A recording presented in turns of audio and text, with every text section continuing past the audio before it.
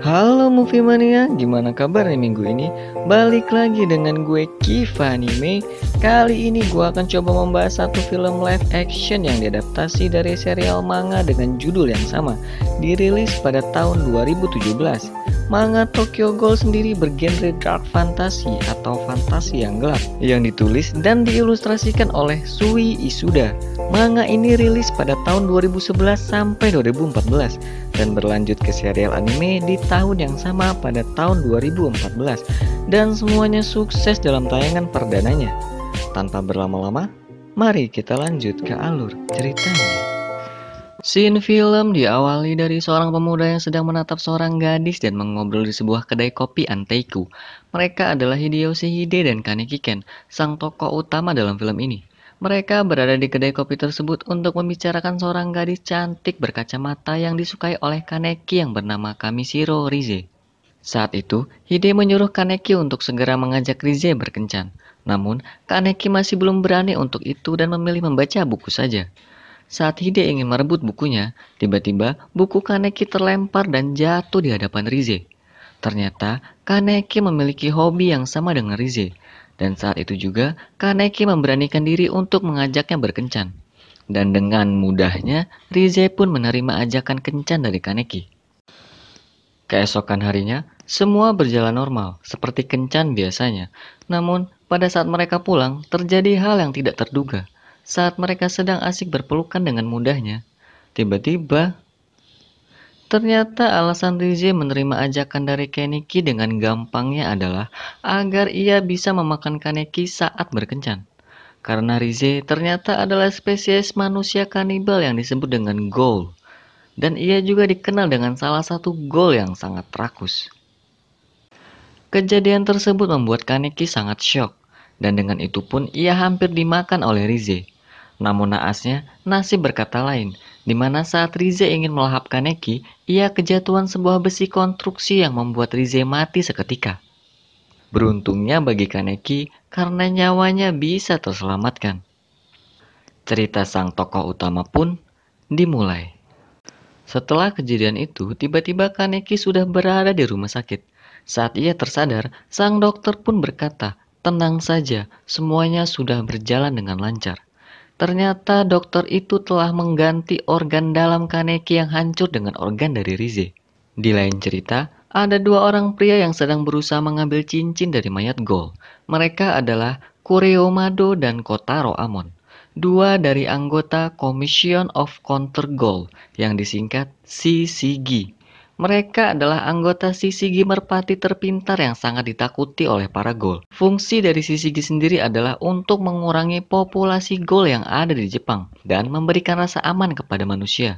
Setelah Kaneki sembuh dari lukanya, ia pun pulang dan menjalani kehidupan seperti biasanya. Namun, saat sedang makan di restoran bersama Hide, tiba-tiba Kaneki memuntahkan makanannya. Ia pun kebingungan dengan hal itu. Dan saat di rumah pun, ia mencoba memakan semua makanan yang ada di kulkasnya. Namun, tubuhnya masih menolak semua itu. Tiba-tiba, ada Rize yang mencekiknya dan memakan Kaneki. Ternyata itu hanyalah bayangan dari Kaneki saja. Saat ia bangun dan membersihkan diri, ia terkejut karena satu matanya berubah menjadi hitam. Dengan kata lain, organ tubuh Rize yang didonorkan kepada Kaneki telah mengubahnya menjadi setengah ghoul dan setengah manusia. Untuk mengatasi rasa laparnya, ia pun pergi keluar. Namun, saat di perjalanan, ia mencium sesuatu yang bisa dimakan dan langsung berlari menuju ke sana. Namun, saat tiba ke tempat tersebut, ia melihat seorang ghoul yang sedang memakan manusia. Hal tersebut membuatnya terkejut, dan secara tiba-tiba, ada ghoul lain yang datang bernama Nishiki Nishio, dan langsung membunuh ghoul yang sedang memakan manusia di tempat itu. Di mana ia membunuh ghoul tersebut karena mengambil wilayah yang diakuinya. Selain itu juga, ia pun berniat untuk membunuh Kaneki karena berada di wilayahnya. Namun tiba-tiba, ada ghoul wanita yang datang menolong Kaneki. Wanita tersebut adalah pelayan dari kedai Anteiku yang bernama Touka Kirishima. Pertarungan antara Nishio dan Touka pun dimulai. Namun dengan sekali tendang saja, Touka berhasil dengan mudah mengalahkan Nishio dan membuatnya lari terbirit-birit. Setelah itu, ia menghampiri Kaneki dan memberikan sepotong tangan kepadanya. karena ia mengetahui Kaneki sedang kelaparan. Namun, Kaneki menolaknya karena ia menganggap dirinya adalah manusia, dan ia pun segera pulang dan berusaha menahan rasa laparnya. Di lain cerita, Mado dan Amon sedang menyelidiki pasangan dari mayat Gol yang cincinnya mereka ambil. Kembali ke Kaneki, karena rasa laparnya, akhirnya Kaneki memutuskan untuk menemui Toka untuk meminta bantuannya. Karena ia berpikir harapannya untuk bisa mengisi perutnya hanyalah Toka. Di saat yang sama, tiba-tiba ada pemilik kedai anteku yang bernama Yoshimura datang menawarkan Kaneki untuk masuk ke dalam kedainya. Di dalam kedai ternyata ada seorang ibu dan anak yang juga sedang meminum kopi, yang bernama Ryoko dan Hanami. Kaneki diberi kopi oleh Yoshimura. Setelah Kaneki meminumnya, ia pun bisa merasakan rasa yang enak dari kopi itu. Ternyata, kopi adalah satu-satunya bahan makanan manusia yang bisa diminum oleh para ghoul. Entah kenapa itu, para ghoul pun juga masih bingung. Karena secangkir kopi itu, Kaneki bisa menahan rasa laparnya untuk sementara waktu. Tidak lama dari situ, saat sang ibu Ryoko dan sang anak Hinami ingin pergi, Yoshimura memberikan bingkisan kecil kepada mereka. Tidak lupa, Yoshimura juga memberikan bingkisan kepada Kaneki. Ternyata, itu adalah makanan dari ghoul atau daging manusia.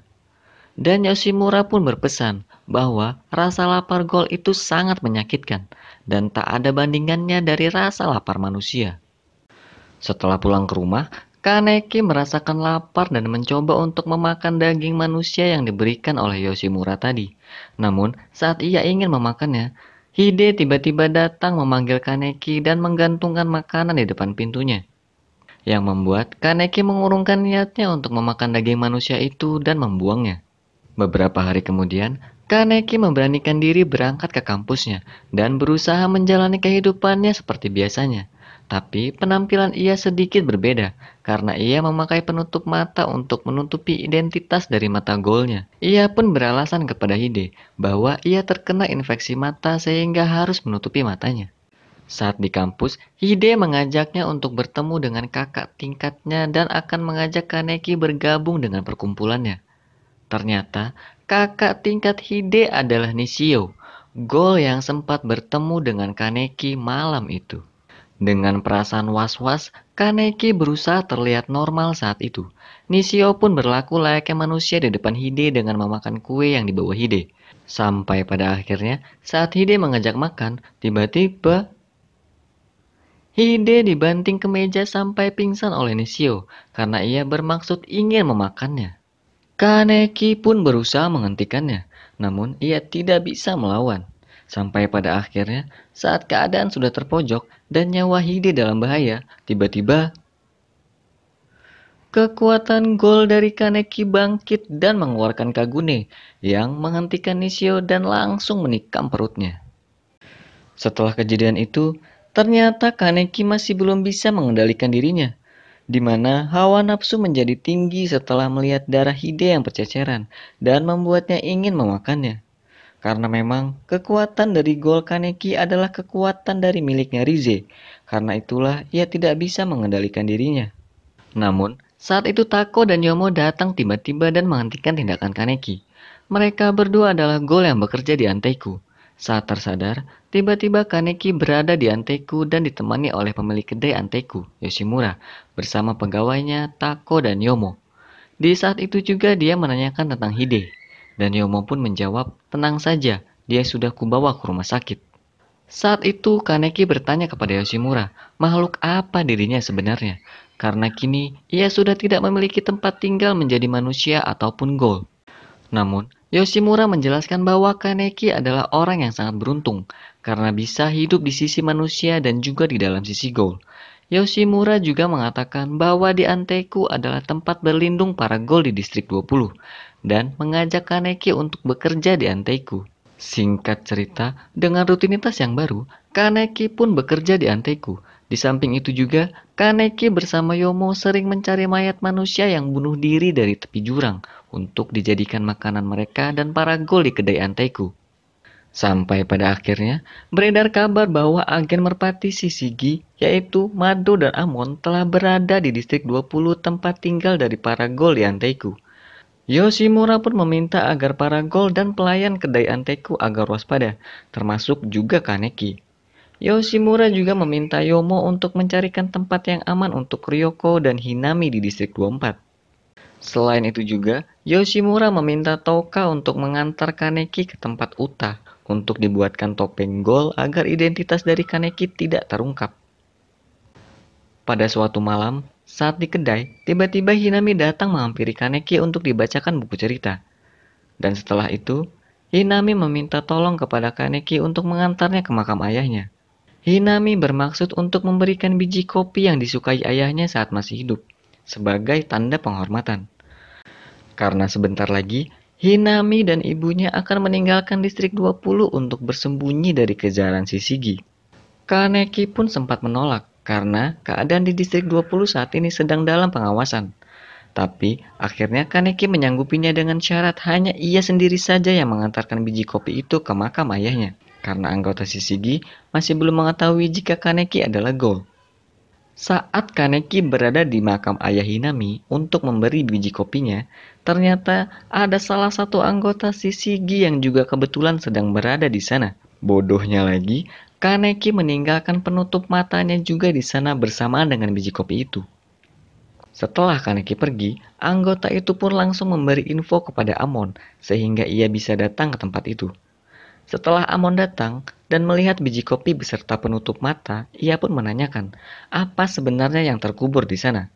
Karena penasaran, akhirnya mereka langsung menggalinya dan menemukan koper yang berisikan barang-barang dari Ghoul yang telah mereka bunuh.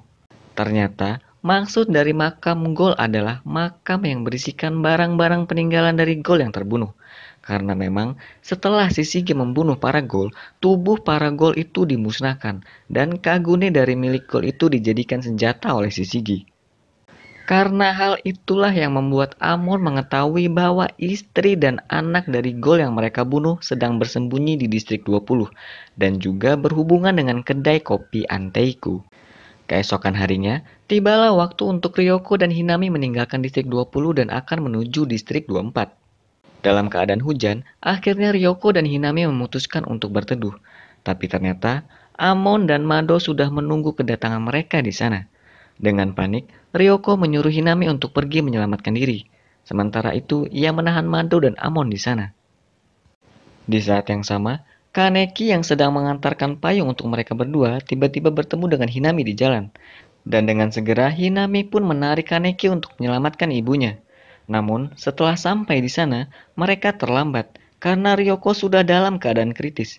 Parahnya lagi, Ryoko dibunuh dengan senjata Kagune yang dibuat dari milik suaminya sendiri oleh Mado. Dan tragisnya lagi, hal itu disaksikan oleh Hinami tepat di depan matanya.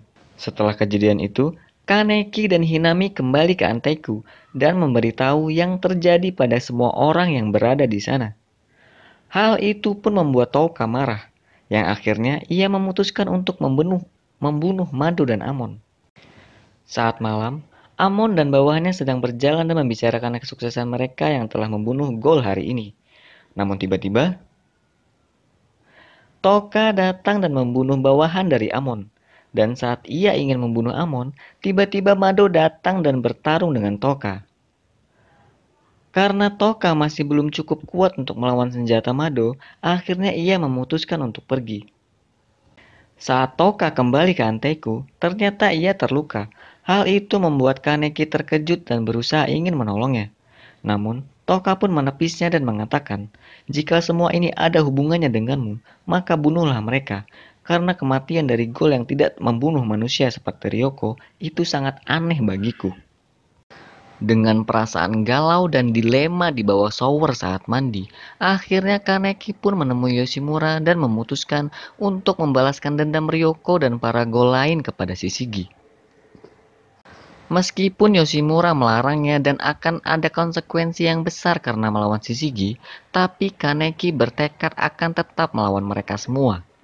Keesokan harinya, Kaneki menghampiri Touka dan meminta Touka untuk melatihnya dan mengajarinya bertarung.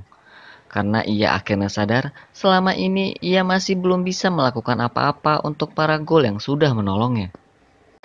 Selang beberapa lama, setelah pelatihan dari Touka, Akhirnya Kaneki bisa mengendalikan kekuatan Kagune dan fisiknya pun jadi semakin kuat. Tidak lupa, Kaneki juga mengambil topeng yang telah ia pesan di tempat Uta. Di lain cerita, Mado dan Amon sadar akan penciuman dari gol yang sangat tajam dan memutuskan untuk menjebak Hinami dengan cara itu. Mado juga ternyata sudah siap dengan senjata baru yang telah dibuatnya untuk membunuh Hinami dan meminta Amon untuk berpatroli di sekitar distrik 20.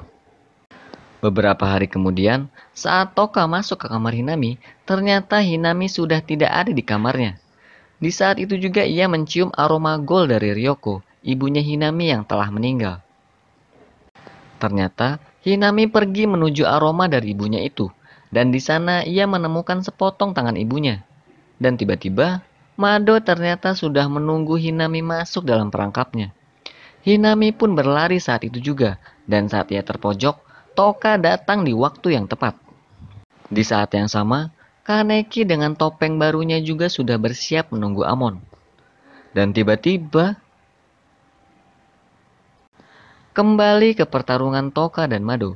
Di sana ternyata Toka masih belum bisa mengimbangi kekuatan dari senjata Kagune milik Mado, sampai membuatnya terluka dan tidak berdaya melawan Mado. Tak disangka, Mado mengeluarkan senjata barunya yang ternyata dibuat dari Kagune milik Ryoko, ibu dari Hinami. Hal itu pun membuat Hinami semakin sedih dan terluka. Sampai pada akhirnya, di saat Toka sudah tidak berdaya dan Mado ingin membunuhnya, tiba-tiba tangan Mado terputus dan Hinami mengeluarkan Kaguninya yang berwujud gabungan dari Kagune ayah dan ibunya. Di saat itu ia pun menghajar Mado beberapa kali sampai Mado tidak berdaya dan terkapar, namun tidak membunuhnya. Tanpa berpikir panjang, akhirnya Mado terbunuh oleh Toka. Di pertarungan yang lain, terjadi duel epik di sini. Kaneki tiba-tiba menggigit Amon dan memakan dagingnya, sehingga membuatnya menjadi lebih kuat. Namun, itu membuatnya tidak terkendali dan mengeluarkan sifat yang dimiliki Rize. Hal itu pun membuat Amon terpojok, dan saat Kaneki ingin membunuh Amon, tiba-tiba Kaneki pun tersadar, dan mengatakan, jika kalian percaya di dunia ini kita saling membunuh satu sama lain, maka dunia ini salah besar. Dan lalu ia pun pergi meninggalkan Amon. Setelah kejadian itu, Kaneki menjemput Toka dan Hinami dan mengajak mereka pulang ke kedai Anteku. Di sini terlihat mata Kaneki sudah kembali normal, dikarenakan ia sudah bisa mengendalikan kekuatan Gol Rize di dalam tubuhnya. Di lain cerita, Amon datang melihat mentornya Mado yang sudah mati setelah bertarung melawan Toka dan Hinami. Keesokan harinya, terlihat Hide yang berada di rumah sakit sudah menyadari bahwa sahabatnya Kaneki sudah menjadi Gol, dan mendengar berita bahwa salah satu anggota merpati Shishigi telah mati setelah bertarung dengan Gol. Di saat yang sama, Amon yang sedang berada di makam Mado bertekad akan membalaskan dendamnya dan membunuh semua Gol yang ada di dunia ini. Kembali ke Anteiku, Hinami pun akan pergi ke distrik 24 diantar oleh Yomo. Dan rutinitas di kedai Anteiku pun sudah berjalan seperti biasa. Di saat itu, Kaneki juga bertekad akan mencari solusi untuk membuat manusia dan Gol bisa hidup berdampingan. Dan cerita pun akan berlanjut ke season berikutnya. Sebenarnya banyak bagian yang terlewat dalam film Tokyo Ghoul versi live action ini, tapi secara keseluruhan akting dari Kaneki, Toka, dan Mado berhasil dihidupkan oleh mereka. Mungkin segitu aja pembahasan alur cerita versi Kifanime. Mohon dimaafkan jika ada momen yang terlewat dalam pembahasan film kali ini. Selalu sehat agar bisa merasakan rasa kopi yang nikmat. Kifanime undur diri. Wassalam.